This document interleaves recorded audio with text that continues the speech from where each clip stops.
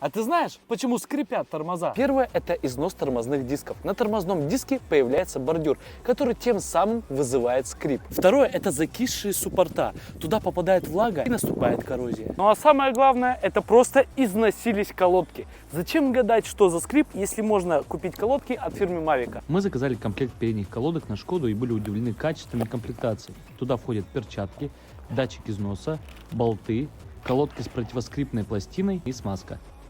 А в комментариях я оставлю ссылку на данные колодки.